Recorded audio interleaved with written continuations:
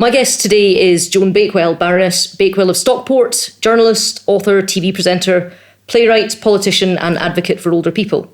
She first hit our television screens in 1965 with the Late Night Lineup, and over half a century later, at the age of 86, she's still working, presenting Sky's Portrait Artist of the Year and Radio 4's We Need to Talk About Death.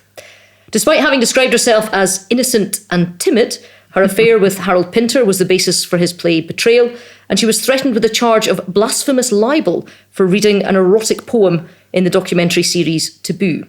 A Labour peer, she lives in North London, and it's in her Primrose Hill house where we're speaking today. Joan, thank you so much for inviting us here to your home. You once said that living on your own meant you could paint the walls any colours you liked. I have to say, I was expecting purple. I'm sorry to disappoint you. It may come to that. But the point is, it is an extraordinary thing living on your own, having been divorced from a very long marriage, that you are in charge of every decision. And it took me quite a time to get round to the fact that I could go mad and make any decision I liked. So it is a very interesting state, living on your own. And of course, it's one to which many people are destined when their partner dies. And that sort of freedom, you've talked about moving boundaries your whole career. But if we take you all the way back to where you started, sort of born in 1933 in Stockport, in the outskirts of Manchester, your earliest memories must have been of a very restrictive time, of the war years. Well, it was pre-war, actually, with 1933 to 36. I had a childhood sort of steeped in Manchester small town living. I mean, it was very much the sort of Ellis Lowry's kind of little houses, terrace houses, intense family life. My grandparents had 7 children and just had 2 up, 2 down to live in, and a little courtyard lavatory outside, and a little path that led down to the steam trains. I used to stand on the railing and wave at the driver. So it was a sort of very cosy, comfortable, undemanding family warmth, which I grew up with. And that was very, very good grounding, steeped in a satisfactory family set of relationships early on. And your parents, they sound like almost the epitome of very clever people, but who had barriers and got past them. Yes, my grandfathers were both factory workers. One was an iron turner, it means he worked in a foundry, and the other was a cooper. He made beer barrels. But their wives did not work because it was a matter of honour for the respectable working class to have a wife at home looking after the children. So there was no ambition for girls at all in either household. My mother was very bright and restless and got a scholarship to a school, Ardwick Grammar School, which she took up for the first term, but then gave up because they couldn't afford the uniform and she felt conspicuous. She felt conspicuous anyway. And her mother said, well, we could do with the money. She was 13. We could do with the money, and she went out to work right away. So she was frustrated ambition, bright, keen to get on in the world, certainly to move away from the little terrace house. And when she was in the course of working in an engineering company, she met my father, who had been was called in those days an orphan. Nobody refers to anyone as an orphan now. They call it one-parent family because his father died and his mother was left with 3 children. But he went to what is now called Chetham's Music School, which was in those days an orphanage for poor boys. And he was one of the poor boys, and it was quite a tough life, but he got a good education and an immaculate handwriting training, and he became an engineer. And did that hard work, that self-improvement, was that instilled into you? Yes, absolutely. I mean, they lived and breathed the idea that it was up to you.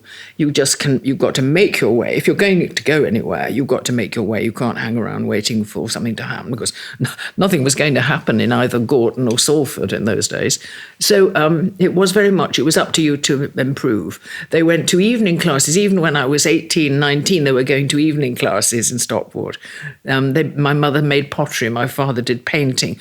They were absolutely resolved to make the most of the world and its knowledge from a background in which there was not really a great deal of respect for that kind of thing.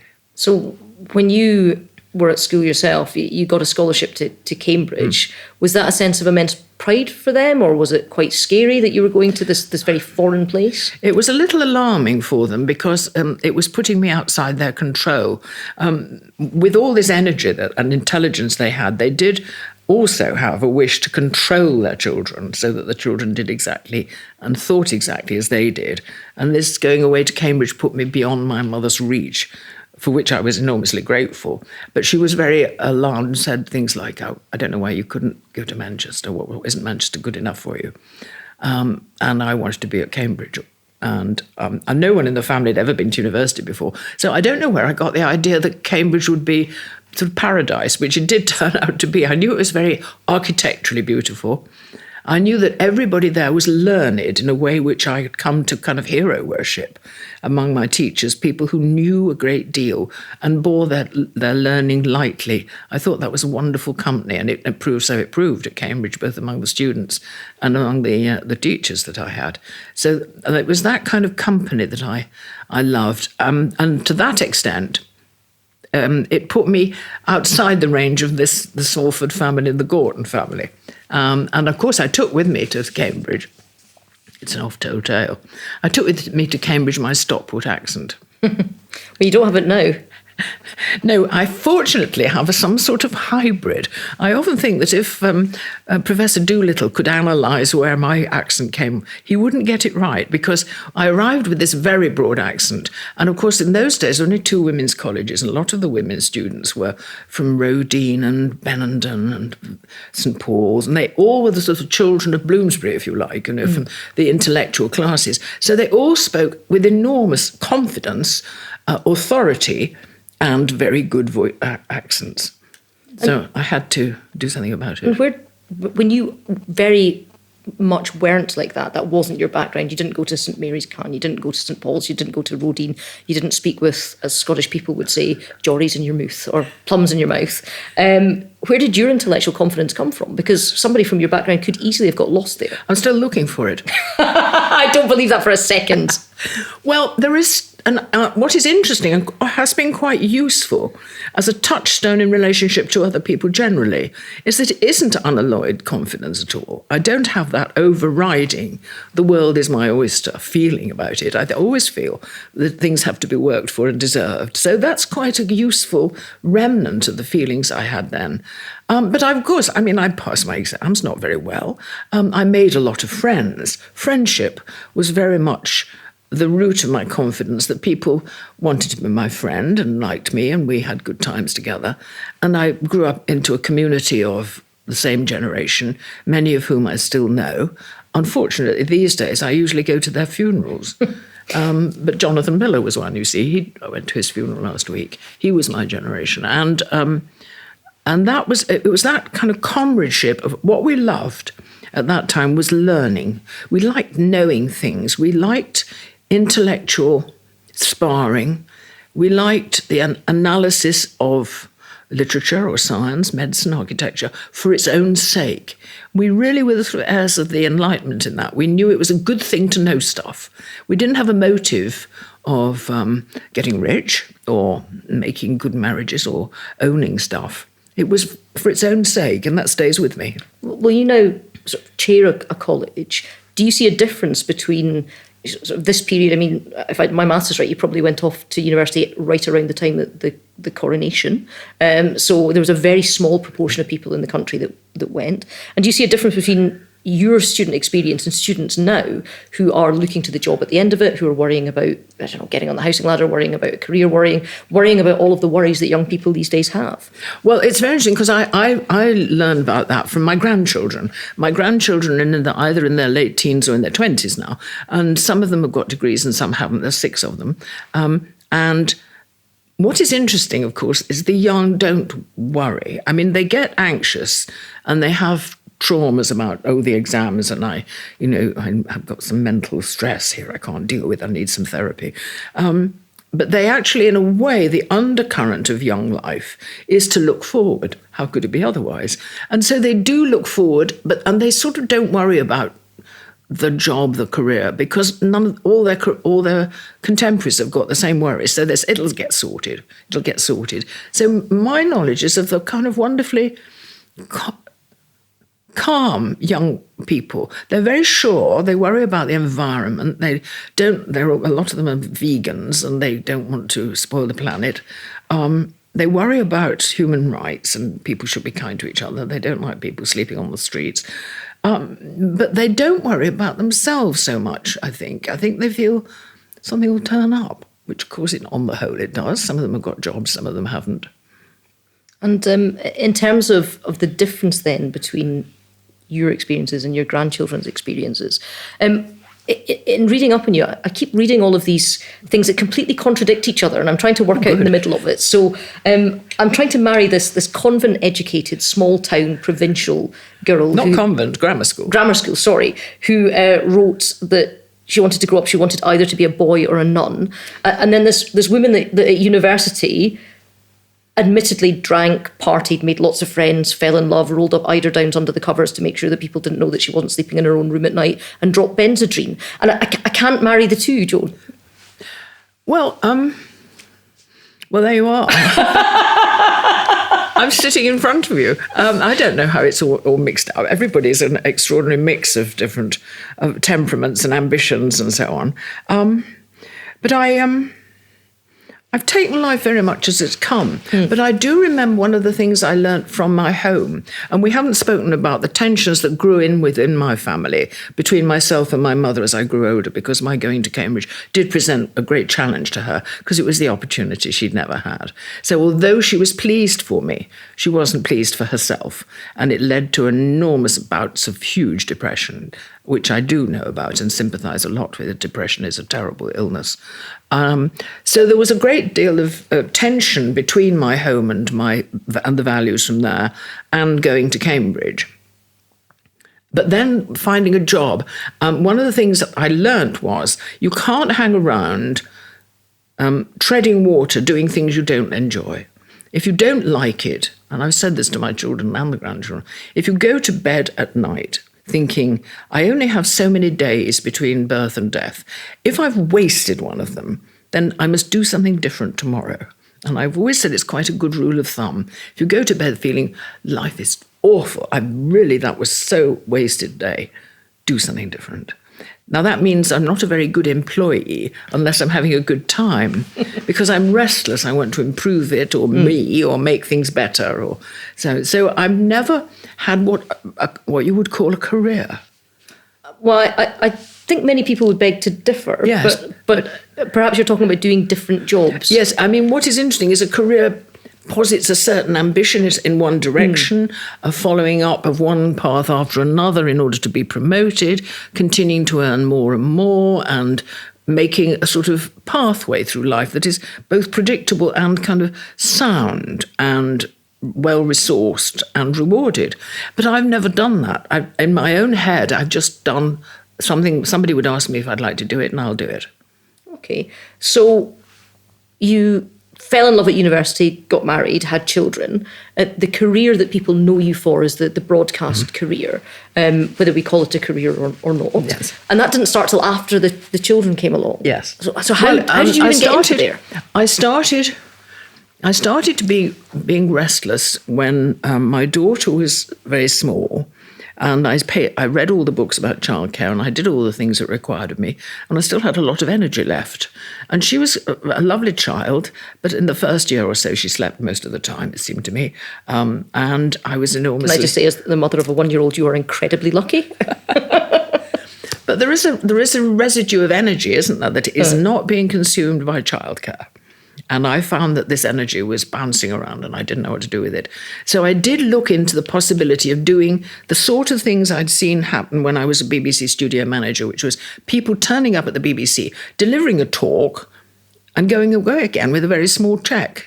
And I thought, that would fit in very nicely and I would enjoy that. So I scrounged around, scratched here and there and cashed in a few contacts I had. And very, very slowly I got the chance to do one speech here, one talk there, Woman's Hour something, another one there, until I built up a little bit of confidence. And one day somebody said, You know, they're building this amazing building out in Shepherd's Bush. It's a huge new enterprise. It's going to be entirely BBC television. We should all be working there. And I said, well, I can't really get the hang of the technology in radio. I'll never manage it in television. They said, no, on screen. And I thought, what? How bizarre is that? And then I suddenly thought, think it, why not? So it was just an impulse. And again, I thought, well, that would fit in nicely.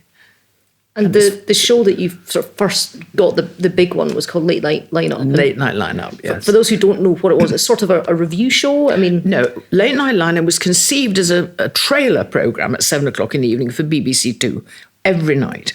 But it was so successful. We talked to writers, actors, people who were going to appear, journalists and so on. They put it late at night. When on BBC Two, and it didn't close down. There was no all-night television then. So we were the end of the channel every night of the year, talking to whoever we wanted to. So it was an open format for almost anything. The premise was that we would talk about television. So we talked to writers and actors and producers. We talked to critics. If there was a play about window cleaners, we got in a whole lot of window cleaners. We reviewed stuff. We criticised it. We promoted stuff. We took an interest in the new theatre. We decided there were no programmes about poetry on television, so we'd do one. So we did poetry. So we had an open brief, which was enormously exciting and couldn't ever happen now, as you well know. Well, the internet is a wonderful thing, and they have listed every single guest that you've had on in the number of years that ran. And I went through and I picked out a couple. So you had the German Chancellor Willy Brandt, and you had Alfred Hitchcock, and the war hero Douglas Bader, and the musician Jimi Hendrix. Yeah. Now, that's quite the breadth. It was as broad as you could imagine. And Jimi Hendrix was quite amazing too. I mean, all these people. You said he was beautiful. He was very lovely, yes, very, very beautiful. Janis Joplin, less so. She brought her own bottle of tequila, which was rather hazardous late at night. But also, America got wind of the fact that because the poor old British television didn't have any late night chat shows in those days, this was somewhere we were where they could offload their celebrities who were coming to London. So Woody Allen was a regular, Barbra Streisand was a regular. They'd just ring up, their agent would say, they're going to be in town, can they come on? Certainly.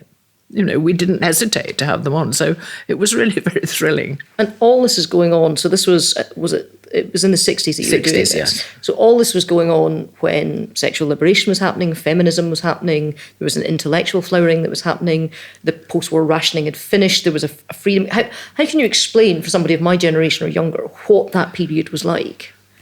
The main difference between then and the years since is that we felt that every day the world was getting better. Every year the world would be better, and our world would be better. There would be more goods. Kitchens were completely revolutionised by the white goods revolution. Opportunities were increasing. We did a lot of programmes about inclusiveness, feminism, race.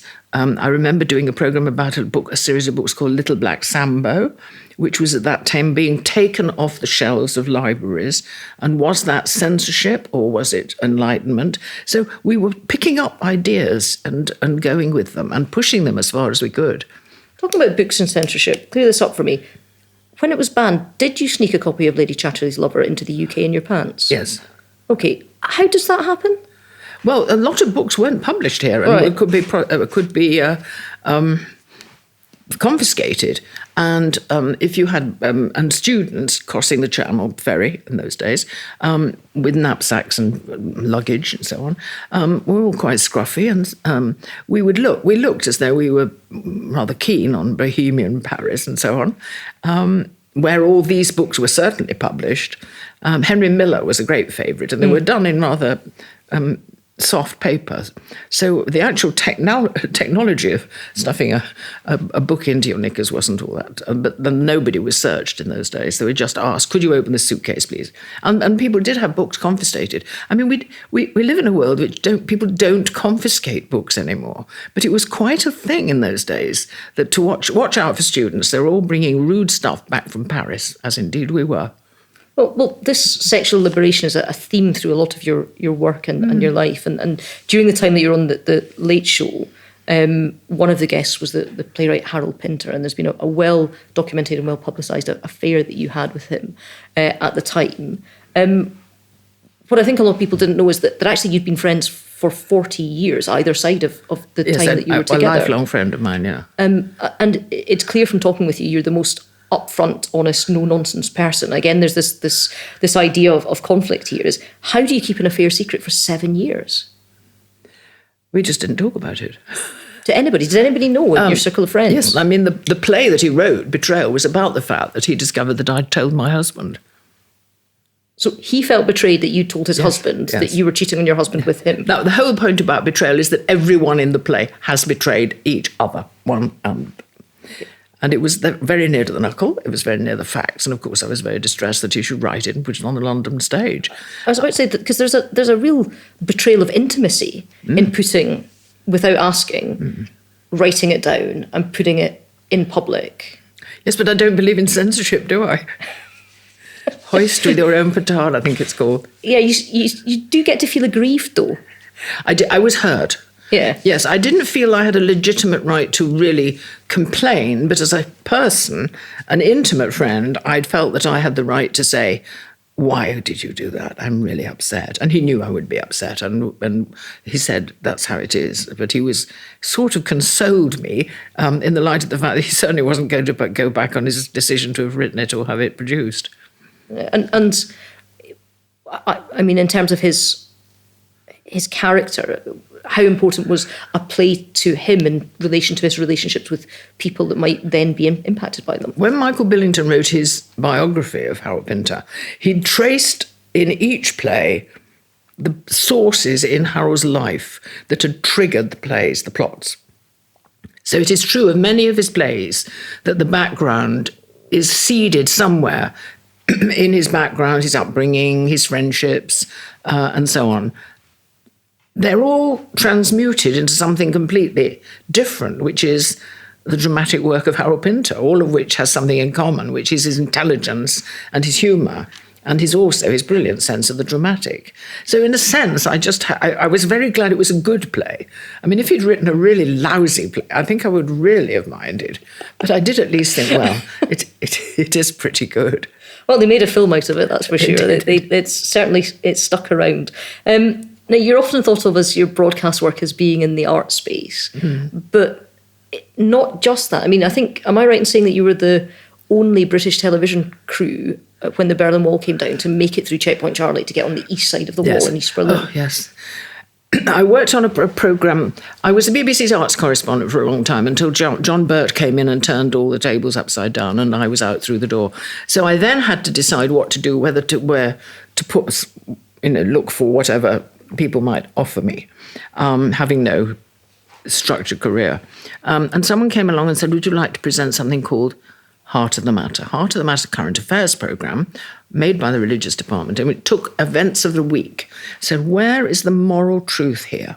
Doesn't exist anymore. We could do with it, I think.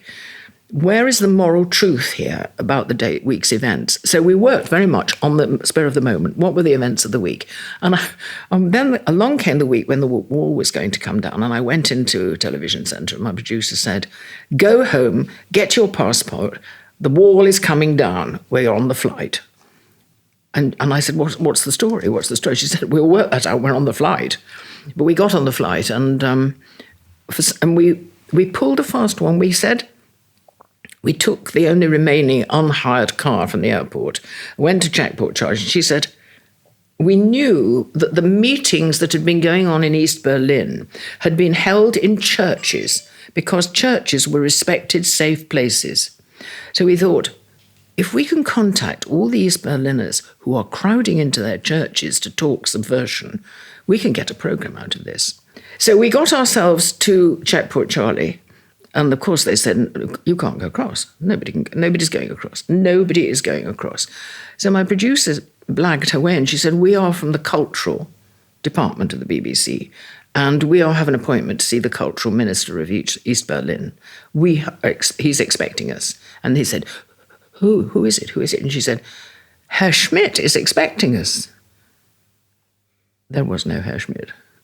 So he said, well, give me your passport. Okay, he got rather alarmed. He made a few phone calls, but of course nobody was phoning anyone. The Berlin Wall was coming down. And he said, well, give us your passports then. And she came to me. I was sitting in the back of the car nervously. She said, put all the money you have in your passport and hand it to me. She handed him the passports, which he stamped, and gave it back to us without the money. And then we made a unique program with the East Berliners about the fact that all their children were going through the wall. When the wall was broken open, the children were rushing through the wall, but the older people couldn't go. I mean, they were allowed to, but they didn't. They got other lives to live, and they didn't want to desert their home.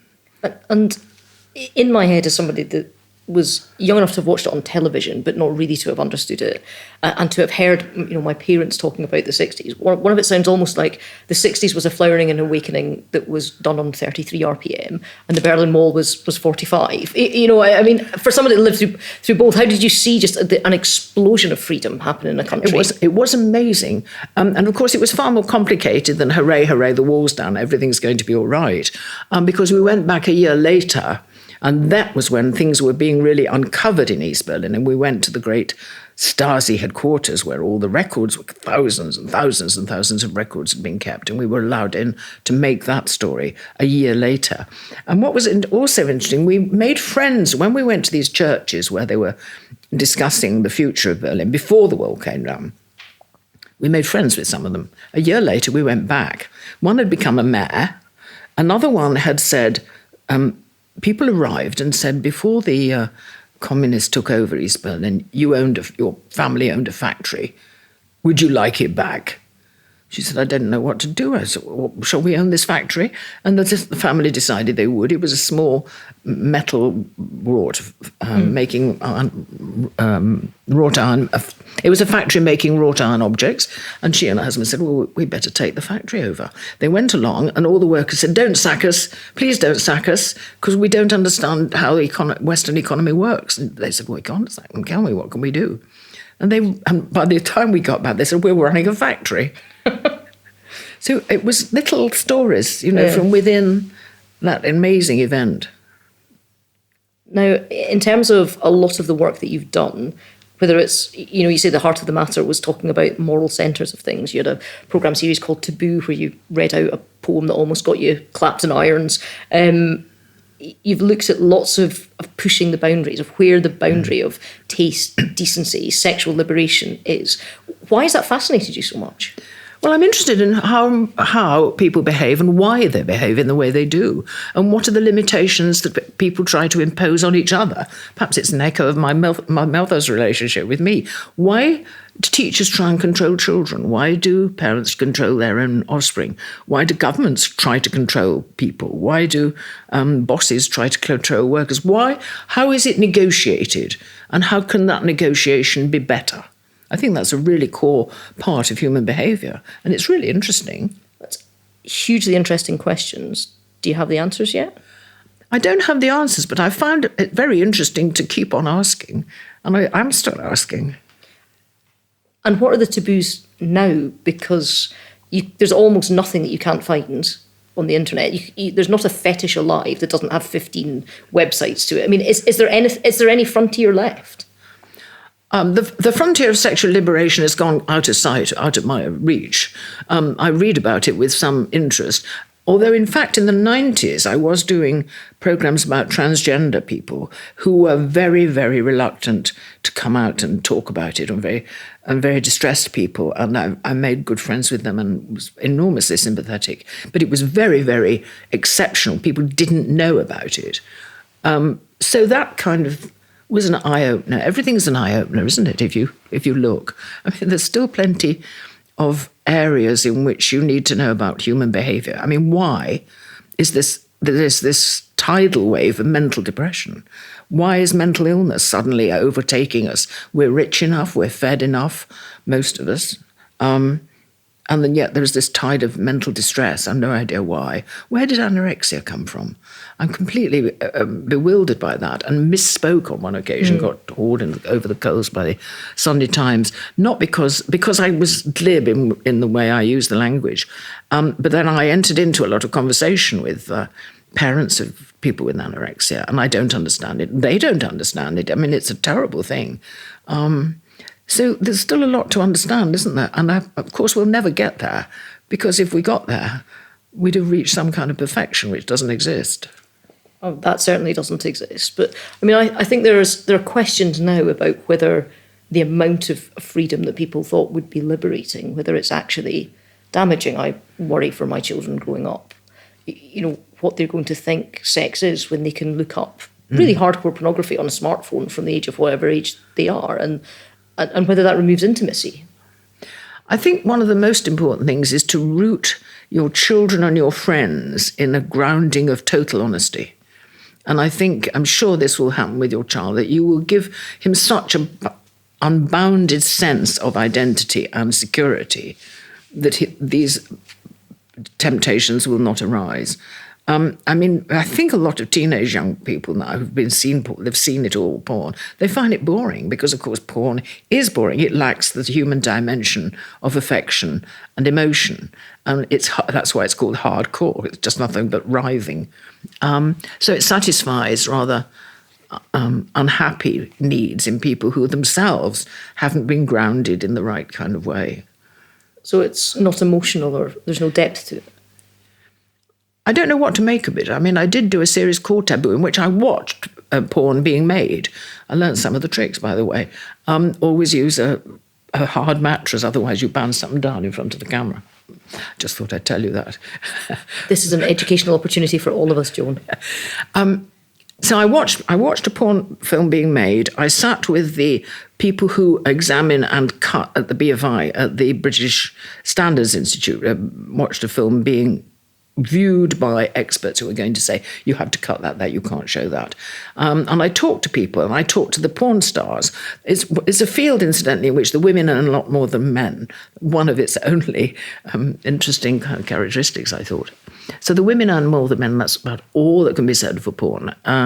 It isn't gratifying, except in some, I think it might teach people who don't know which bits go where what the human body is about. But it's a sad situation in which they have to learn from watching a lot of writhing figures on a screen, isn't it?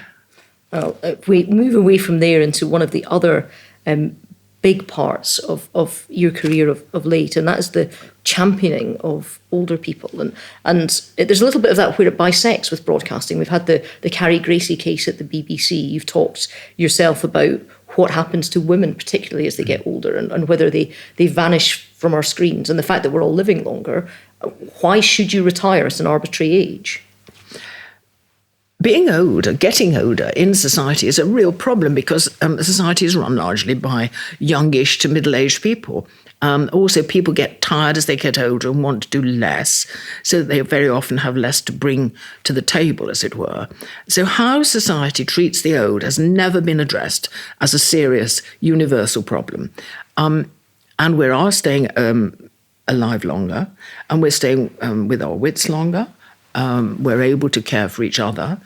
But there are so many of us and so many problems, and there is no social policy addressing it as a universal issue. I'm talking not this country only, but any country doesn't take a coherent analysis of what we should do about the old. And when you were made an appointment by the last government. Yes, Harriet Harman invited me. It was when the Equality Bill was coming up, and Harriet Harman said, what we need is not just equality for women and the disabled and the disenfranchised, but we ought to have equality for older people. Older people are being left out here. And she wanted it written into the bill, ageism. Mm-hmm. That's when the word really came into use. So she asked me if I would become a sort of spokesperson for older people, in that would I write articles, would I speak up, would I accumulate information about them so that there's a point to go to which people could then use, which they did. I didn't answer many of the problems. I learned the scope of the problems, which of course is the first step to it. And I did learn a lot of things I hadn't understood about how you end up when you're old. You can either be dumped in a home, which can either be a wonderful home, so there are some wonderful care homes to go to, marvellous, or you can be dumped in one that's underfunded and likely to go to the wall, and that's really hard. the staff of these places are all underpaid. There is no career path for them. So why would you go into that? They are very low status in terms of the way we regard people in our society. So it's a neglected and unjustifiably neglected arena of human behaviour. And we need to look at it because there are more of us. The extended lifespan is slowing down a bit. Apparently obesity is taking a big hit. So, but we still have to think what to do because everybody wants to be old. Everyone wants to grow old comfortably and find it an amiable thing to do. Well, it's a bigger voting group. It's got a louder voice than it ever has. But as you say, it's not something that's at the top of the political agenda and hasn't been for as long as I can remember. No, I was a champion of the WASPy women, whom I'm sure you will know about, the women who suddenly found that after a lifetime of contributing their national insurance stamp, they were suddenly not going to get their pension when they were 60. They were going to have to wait till 65. The problem being, in the change in the law, was that between 60 and 65, they had nothing to live on because they'd been retired, but there was no pension kicking in because the pensions were being extended. It was a real problem, and they were more or less told, well, we just got to fix it. You've got to do what you can. And some of them were in real distress, and they were not. And being 60 and not having an income, it's quite a problem. So I felt nobody really appreciates this. And there was a tendency to feel, well, hang around long enough and they'll all die. We won't need to worry about them anymore. Do you know, there was a kind of callousness about the way they were treated. And I thought they had a legitimate case and they weren't getting heard. And I feel that about a lot of older groups. But I always mind, why wouldn't you, when one of the chains of home care goes to the wall. They're very often run by hedge fund. They're the subject of hedge fund buying out a lot of care home chains. And so they go to the wall. And suddenly you hear it on the news. The homes are closing down and the people are going to be relocated. You're 60, 65, 75, 85, and you're being relocated to somewhere you don't know, where your family can't reach, where your friends aren't. I mean, it's a terrible way to end your life. And it doesn't seem to be appreciated that these are major sadnesses at the end of a life that probably didn't deserve anything like that. And is it from all of your work doing that makes you consistently want to keep working at 86, or is it just you've still got the energy and the desire to do it? I just think people see life as a trajectory that declines at the end of it. Why should that be so? Why should it not be full of rewards and pleasures and different kinds of ways of living than those you've been used to all your life? People take up gardening, people go on cruises, usually people with enough money. But there are different ways of living that we need to learn about in our society so that you can embark. When you have your 50th birthday, your 60th birthday, you don't feel a bit down. You think, oh, well, now I could start to take a degree in something. And I'm president of Birkbeck. We have people studying in their 60s and 70s. Learning new stuff is always a reward. So there's lots of ways of reconfiguring old age, which we don't bother to think about. Well, you've talked about different types of living. There's also different types of dying. And your radio series, We Need to Talk About Death, has covered a lot of that. Now, that in itself is one of the great taboos that we just don't talk about. No, we don't. When I did the programme, We Need to Talk About Death, it was very welcome. I mean, the BBC were rather anxious that it would be a turn-off, because who wants to hear it? No, we don't want to hear that, turn it off. But people do want to know. They don't want to be suddenly confronted by death when they haven't made any, they haven't got any information about it. Let's start again. People don't really want to confront death without knowing what to expect. But they don't like to ask. They need to be given permission to talk about it, to talk to the hospital people, the people who are going to be in their care if they're ill, their relations, how they're going to write a will, who's going to inherit the cuckoo clock, and so on. People want to talk about this amazing event at the end of their life. It is a major event in their lives and that of their families. And it's important to know what you feel about it, rather than just saying, I I can't bear to deal with that. I can't confront that. That's too frightening. Is it frightening? Have you ever been there at the end of someone's life? I've been at several deathbeds. It's not frightening at all. It's very, very moving. And it's you're never more alive than when you're actually holding the hand of someone which is going cold, because you have a sense of your place in the universe and your place in time, that we're all just little specks passing through a spectrum. And that's very, very moving. Now, we have so much more agency over our lives than we ever used to.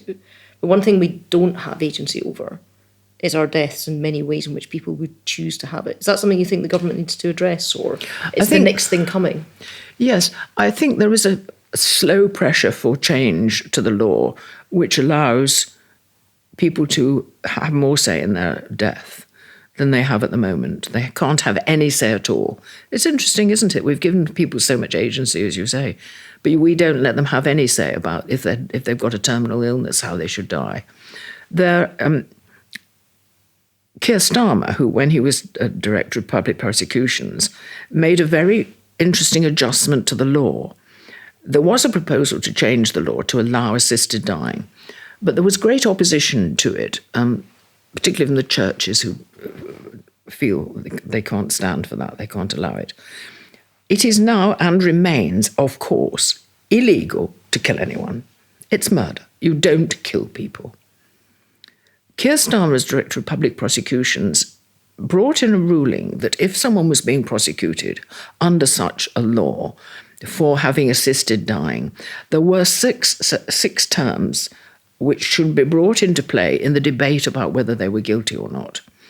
And these were very nuanced conditions, so well phrased, I think, that there have been no prosecutions since.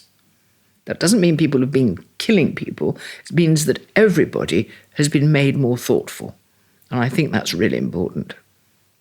Can I be personal? Do you have a choice over how you would choose? Have you thought about it? Would you go to Switzerland? I wouldn't go to Switzerland because I'm rooted in my culture here and I wouldn't want to.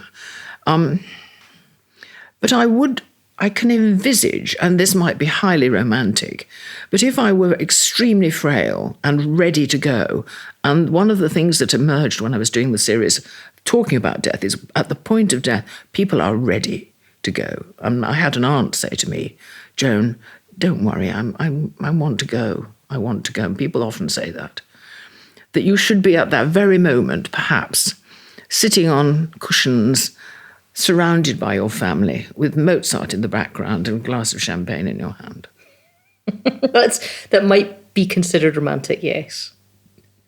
Now, we have talked over an entire life that has spanned everything from the baby born in Stockport right up to the grande dame, the Baroness that sits before me just now. If you were writing your own obituary, what do you want to make sure that people get in there? Because you can put it on record now to make sure that it happens, I hope, many years in the future.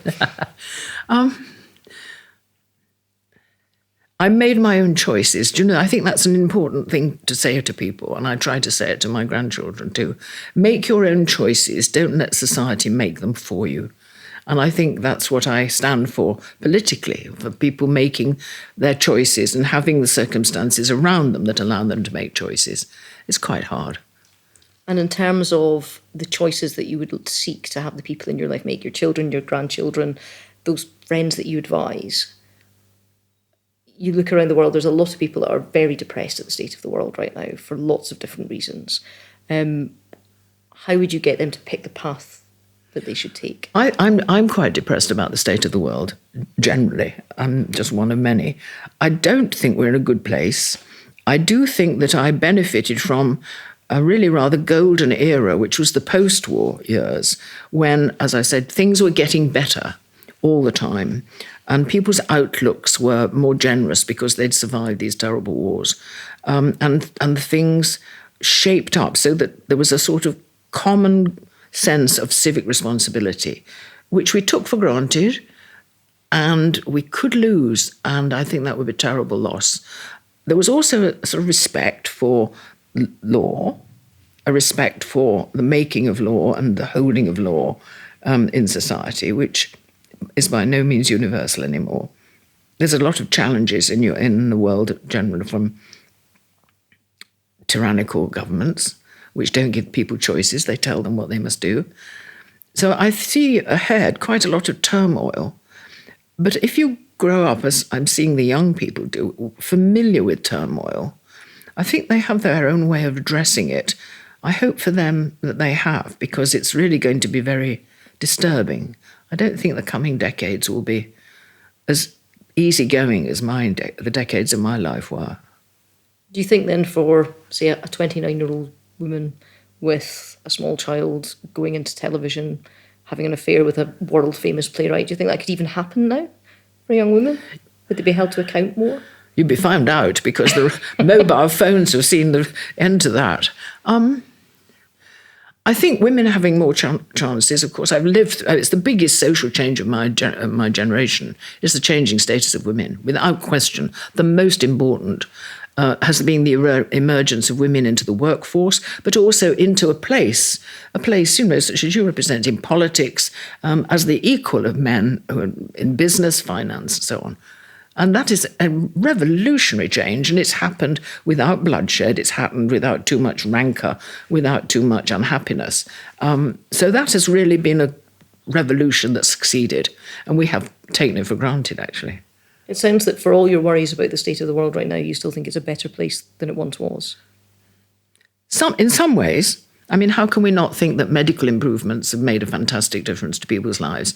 But in terms of political configurations globally, I don't think it's any better. And it may well be that the human race always finds itself ambitious. It always breeds dictators, and we don't know how to resist that. So I'm not optimistic. Some of it's good and some of it's not. Perhaps it's always like that. Perhaps it is. Joan Bakewell, thank you very much. Ruth, thank you very much.